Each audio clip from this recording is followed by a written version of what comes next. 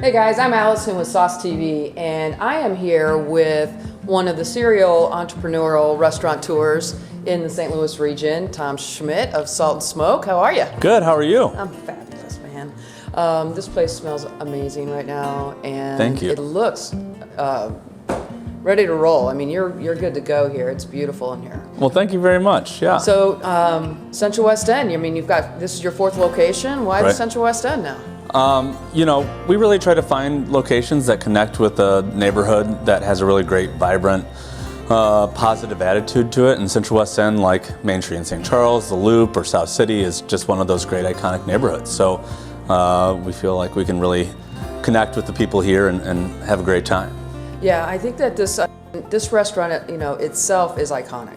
Oh yeah. You've got a history behind this restaurant. Being Duff's for so many years.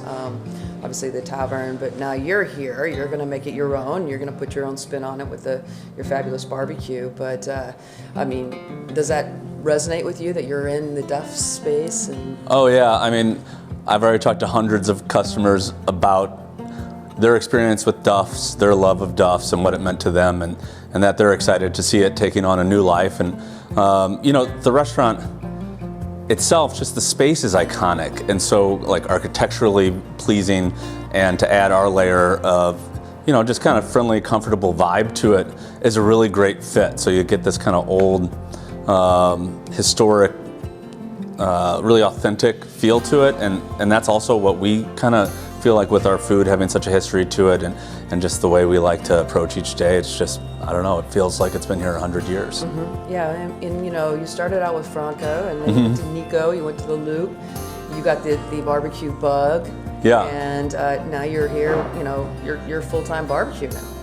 Yeah. I mean, Franco was amazing. I had that restaurant for 10 years, and I started it when I was 25, and it was a huge part of my life and a very special time. But that restaurant was a little bit more stuffy and formal, and was great for its elegance in that. But it also, that style of restaurant, because it's more elegant and more formal,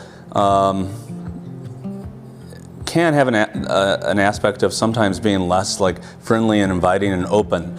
And when we switched Nico to Salt and Smoke, that was the first thing that struck me, is all of that pretense and all of that worry about making everything so exactingly right kind of fell off, and I was able to really just be and have a great time and not have all that worrying, and then to translate that to our staff and have that current run through, it just feels so natural and friendly and positive all the time. I don't know, it's just the best feeling. It's incredible. Well, this city is known for its barbecue, and your barbecue is no slouch, I'll tell you. Thank you very much. I'm curious, your other locations, how are they, those areas are really specific. I mean, I'm sure they're digging the barbecue there too. And yeah, we keep on growing. It seems like people are responding really well, and we're thrilled for that, obviously. So we flipped Nico to Salt and Smoke over the course of 5 days, because Nico, though I loved it, for 2 years it did not work out well. And when we opened as Salt and Smoke, that day we had 12 employees, and a little over 5 years later we have 450. And just kind of the scale and the growth and how people have responded to it and helped us grow is absolutely incredible. I mean, it's been a dream come true. Yeah. Well, you're definitely putting your stamp on the city right now with your barbecue and all the awards that you've received, which, congratulations for that. I noticed that, this section of the Central West End is starting to look a little like the Loop. Yeah. Right? I mean, I don't think we planned on that, but yeah, it certainly is. There's Pie, and there's Mission Taco, and us, and then Renouche. Renouche is coming in, right? Right, yeah, which is hilarious. I think in part that's happened because we're all friends. I mean, Chris Summers and Adam Tilford were friends, and that's what transitioned. Pie came, and then Adam took over Gringo because they were friends, and then Adam called me about this space being available and was like, hey, I think we tend to do well in the spaces that we share together. And he's like, I think it'd be great if we were next to our neighbors and blah, blah, blah. And that got me really excited about that. And the same thing with Abood opening Renouche next door. He's like, hey, like the whole gang's back together. And that aspect of it is really fun. You know, we are all friends, and it's nice to kind of work next to your friends and have that atmosphere. It's that St. Louis camaraderie that all of you have, and you know, this is going to be a really interesting corner for the Central West End, I think. Yeah, you know, it's talking to Pete Rothschild, who owns the space here. You know, for decades, this corner was kind of the center of gravity of the Central West End. And then for the last 15 years or so, that kind of transitioned to Maryland and that corner. And now with Uptown and Mission and us and Pie and Dressel's, and I don't want to forget Ben Dressel, he's been a really dear friend for decades. Since I was a manager of Mirasol in the Loop, which is another thing of how we all came together. Small town stuff. But yeah, the center of gravity really is switching back to this corner. And unfortunately, you know, Brennan's and Culpepper's and that whole building changing over has kind of opened up some space for people to come explore down here further. Not that we don't all love chess, but obviously I'm going to miss Brennan's a lot. So. Yes. Well, we've got a sweet spot for them, and they'll find a good spot, I'm sure. But, yeah, of course. The smokers that you have in back are pretty impressive. All Hickory putting on pits. Some serious pounds.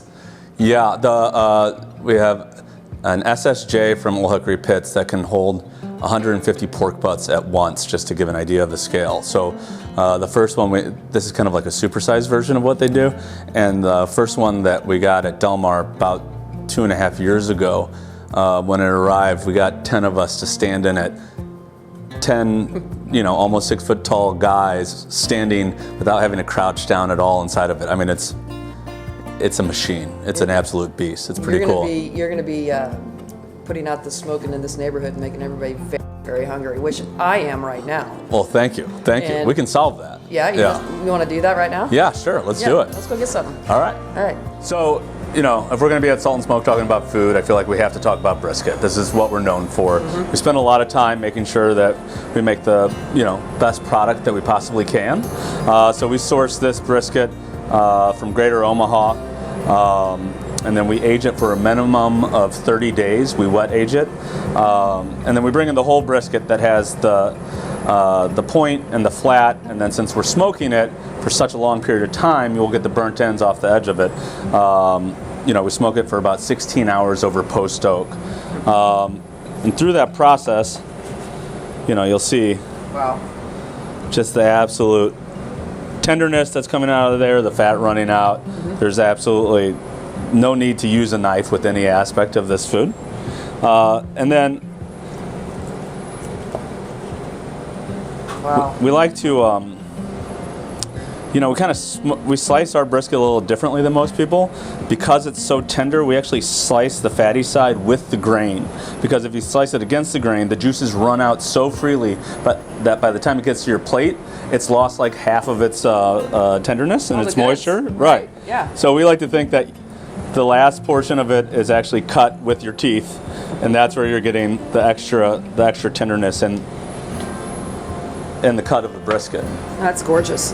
Thank you. And what kind of smoke and wood are you using to bring out that extra? So for the brisket, yeah, we use post oak for the brisket. So it's the most absolutely intense flavor of wood you can use, and also it's great for really long smokes, because with fruit woods, often what happens on really long smokes, you can get a little bitterness on the finish of it, and that post oak just stays like super intense, but super pure to what that flavor is, and it doesn't kind of get compromised as the smoking process goes down. Okay. And so, you know, Salt and Smoke we like to always think is kind of a greatest hits all the time. It's like a Tom Petty album, you know? So today we're serving this with our green beans and tomatoes, but our salad, but the white cheddar cracker mac. It's award-winning. Every time we've entered in a contest, we've always taken first place with it. It's white cheddar mac and cheese that we bake like a casserole with crushed Ritz crackers on top, which are salty and buttery and have great texture and kind of tie the whole thing together.